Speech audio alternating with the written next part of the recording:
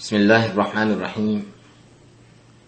إن الحمد لله نحمده ونستعينه ونستغفره ونعوذ بالله من شرور أنفسنا ومن سيئات أعمالنا. من يهده الله فلا مضل له ومن يضلل فلا هادي له، وأشهد أن لا إله إلا الله وحده لا شريك له، وأشهد أن محمدا عبده ورسوله صلى الله عليه وعلى آله وصحبه وسلم تسليما كثيرا إلى يوم الدين، ثم أما بعد. آج کا یہ جو مختصر سا بیان ہے، اس کا عنوان ہے کہ مومنوں کا امتحان ضرور ہونا ہے. مومنوں کے ایمان کا اللہ سبحانہ تعالیٰ کی طرف سے امتحان، آزمائش ضرور ہونی ہے. یہ شیخ ربیع بن ہادی المدخلی حفظہ اللہ کے مختصر تفسیر ہیں مختلف صورتوں کی، ان میں سے وقفات مع بعض الآیات من السور النمل القصص العنکبوت میں آگے چل کر فرماتے ہیں، جب موسیٰ علیہ السلام اور فرعون کے قصے کو ذکر فرماتے ہیں، کس طرح اللہ سبحانہ تعالیٰ نے نجات دی اور ان کے دشمن کو دریا میں سمندر میں غرق کر دیا اور بنی اسرائیل کو بھی نجات دی.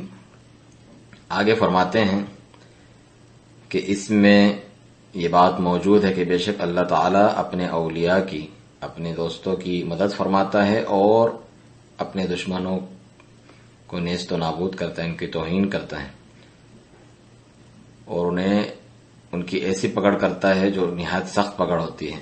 یہ تو دنیا میں ہے اور آخرت میں وہ ہمیشہ جہنم میں رہیں گے، العیاذ باللہ، اللہ کی پناہ. تو ہمیں چاہیے اے لوگوں کہ ہم اللہ تعالیٰ پر ایمان لائیں. ہمیں چاہیے کہ رسولوں کے پیغام کو، ان کی رسالتوں کو سمجھیں، اس پر صبر اختیار کریں، اور ہم رسولوں کے پیغام کے ساتھ انہوں نے جو صبر کیا ہے اور وہ جس ابتلا آزمائش میں اللہ تعالیٰ کی طرف سے مبتلا کیے گئے، اسے ہم اچھی طرح سے سمجھیں، اس کا فہم حاصل کریں. فرمانے والی تعالیٰ ہے سورۃ العنکبوت آیت 1 سے 4 تک، الف لام میم حسب الناس ان یترکوا، کیا لوگ یہ سمجھتے ہیں کہ انہیں یوں ہی چھوڑ دیا جائے گا، ان یقولوا آمنا وهم لا یفتنون، کہ وہ بس کہیں کہ ہم ایمان لائیں اور ان کی آزمائش نہ ہوگی، فتنے میں ڈالنا یعنی آزمائش نہ ہوگی. وَلَقَدْ فَتَنَّ الَّذِينَ مِن قَبْلِهِمْ، اور تحقیق ہم نے ان سے پہلے لوگوں کو بھی جو ہے آزمائش میں ڈالا، امتحان لیا. فَلَيَعْلَمَنَّ اللَّهُ الَّذِينَ صَدَقُوا وَلَيَعْلَمَنَّ الْكَاذِبِينَ.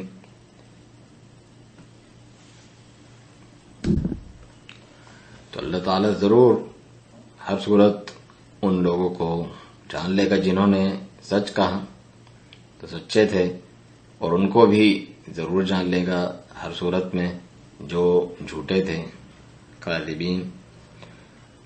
ام حسب الذین یعملون السیئات، کیا وہ لوگ جو برے کام کرتے ہیں سمجھتے ہیں ان یسبقونا، کہ وہ ہماری دسترس سے، قابو سے باہر ہیں یا بچ نکل جائیں گے. ساء ما یحکمون، کتنی بری بات ہے، تجویز ہے، فیصلہ ہے جو وہ کر رہے ہیں. اللہ تبارک و تعالیٰ نے اس تصور کا جو بعض لوگ رکھتے ہیں، انکار کرتے ہوئے، اس پر نکیر کرتے ہوئے فرمایا ہے کہ جب وہ یہ کہہ دیں کہ ہم ایمان لائیں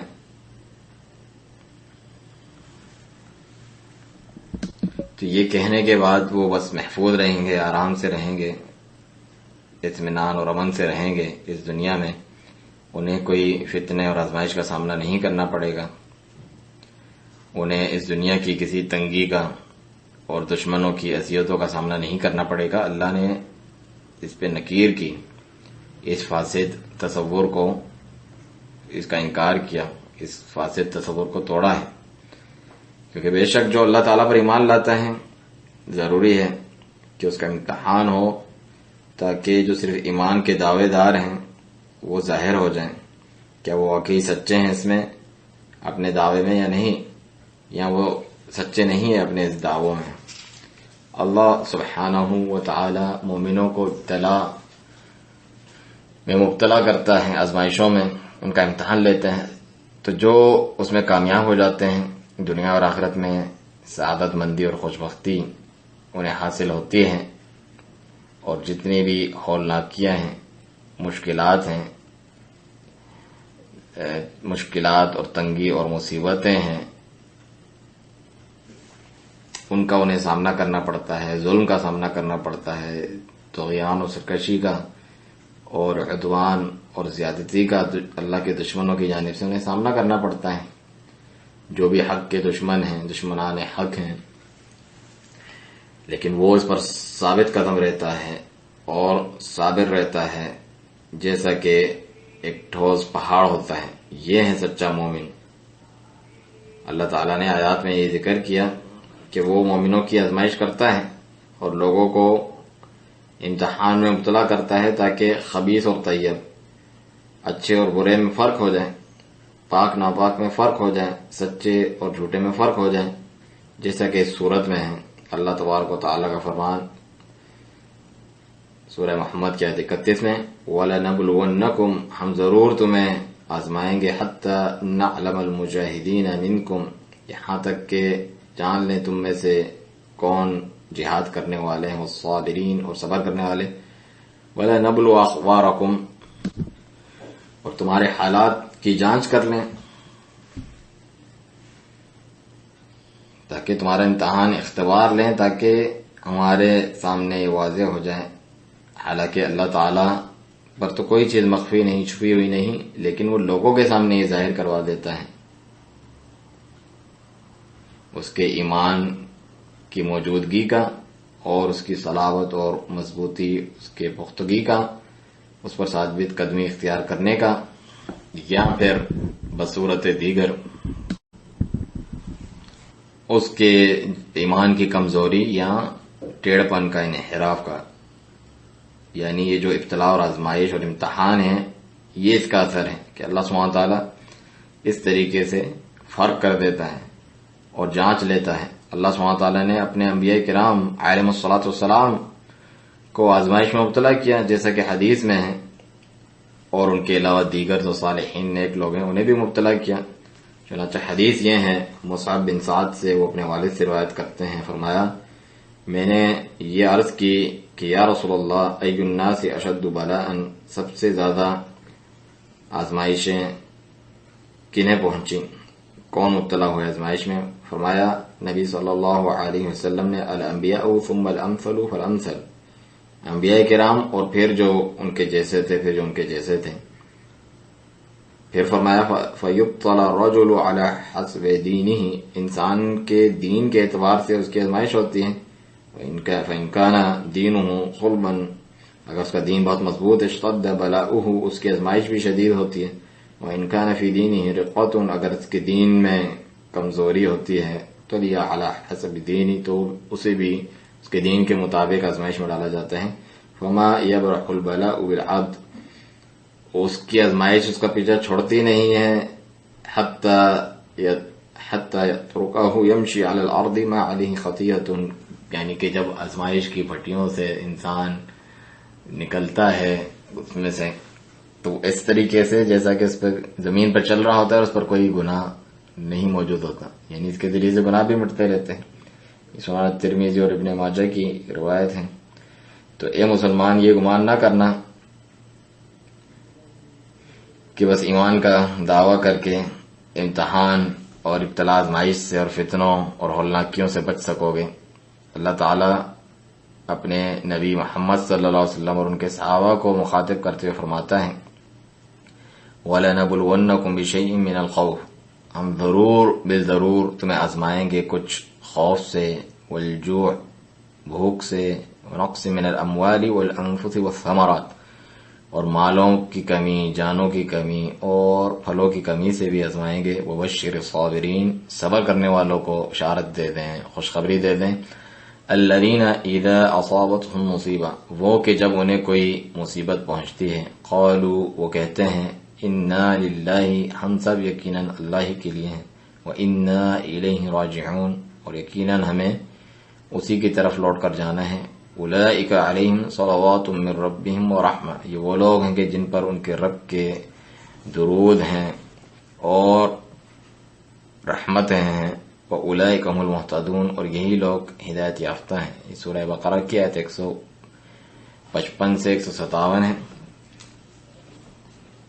تو یہ وہ لوگ ہیں جن کو سامنا کرنا پڑتا ہے مصیبتوں کا اپنے مال میں، جان میں اور ان کے علاوہ چیزوں میں، تو وہ اس کا کس طرح سامنا کرتے ہیں؟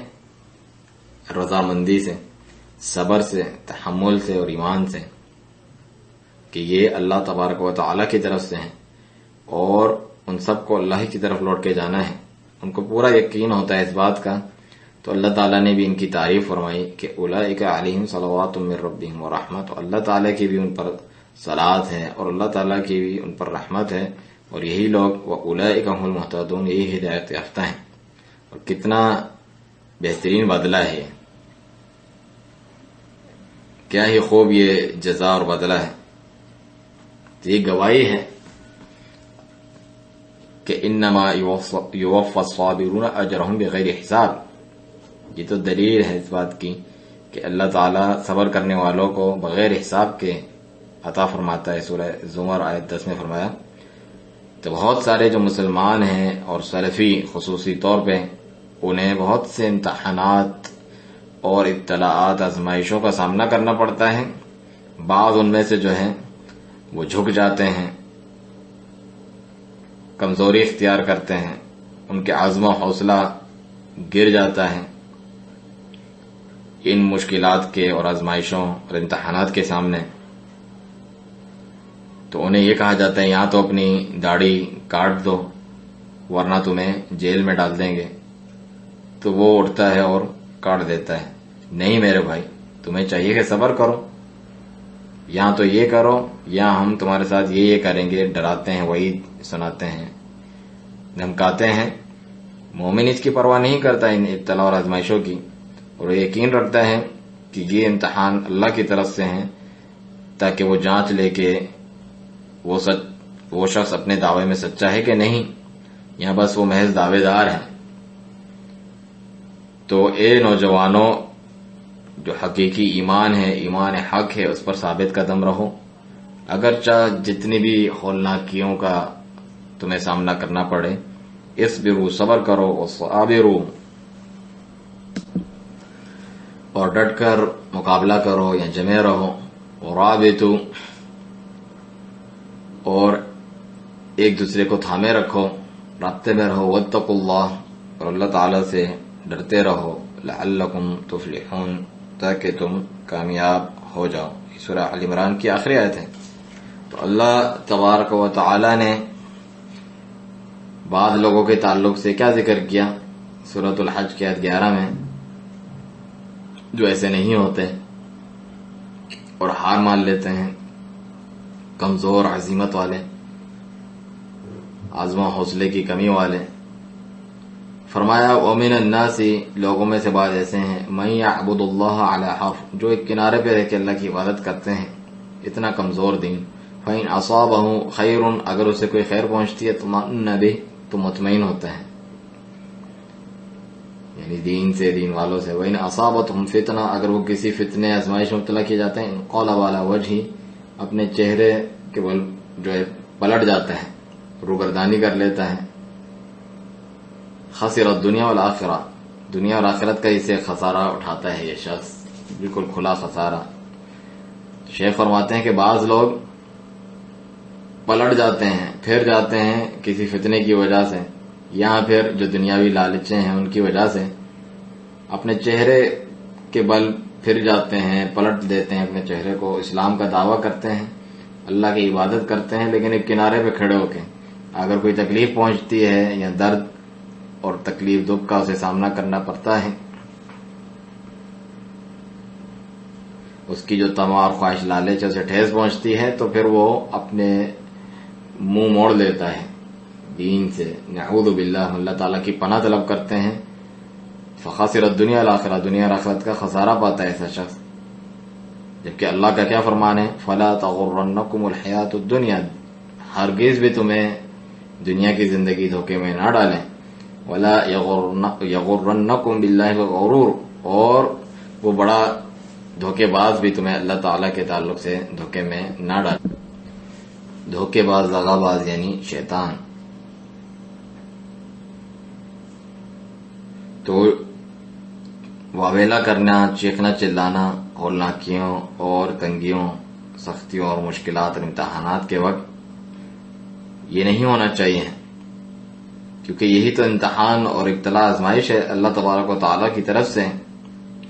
جب انبیاء کرام علیہ الصلوۃ والسلام تک کو اس میں سے گزرنا پڑتا ہے، بلکہ ان کے بارے میں فرمایا ان کو سب سے زیادہ شدید تنگیوں اور سختیوں کا سامنا کرنا پڑتا ہے، آزمائشوں کا، تو پھر آپ کیسے بچ سکتے ہیں؟ جنت اتنی سستی نہیں ہے، جنت بہت مہنگا سودا ہے اللہ کی طرف سے، جس کے لیے قربانیاں دینی پڑتی ہیں، اپنے مال کی، اپنی روح جان کی، اس کے لیے جہاد کی ضرورت پڑتی ہے، نیکی کا حکم کرنے اور برائی سے روکنے کی ضرورت پڑتی ہے. بہت سے مطالبات ہیں جو آپ سے ہوتے ہیں اس صورت میں. تو آپ پوری حرص کریں کہ اللہ تعالیٰ کا تقرب حاصل کریں، اس کے قریب ہونے کی کوشش کریں، اس کی ملاقات کی امید رکھیں، اس کے ثواب کی امید رکھیں، اور جس قدر آپ کو میسر ہے، آپ کی استطاعت طاقت میں اللہ کی اطاعت فرمانبرداری کریں، اس کا تقرب حاصل کریں. اور اس میں سے یہ صبر کرنا بھی ہے، جو کچھ آپ کو تنگی اور سختی کا سامنا کرنا پڑے اس پہ صبر کرنا بھی اسی میں سے ہے. میں اللہ تبارک تعالیٰ سے دعا کرتا ہوں کہ وہ مجھے اور آپ کو دین پر ثابت قدم رہنے والا، صبر کرنے والا بنا دے. بے شک میرا رب دعا کو سننے والا ہے. وصلی اللہ علی نبینا محمد وعلی آلہ وصحبہ وسلم. السلام علیکم ورحمۃ اللہ وبرکاتہ.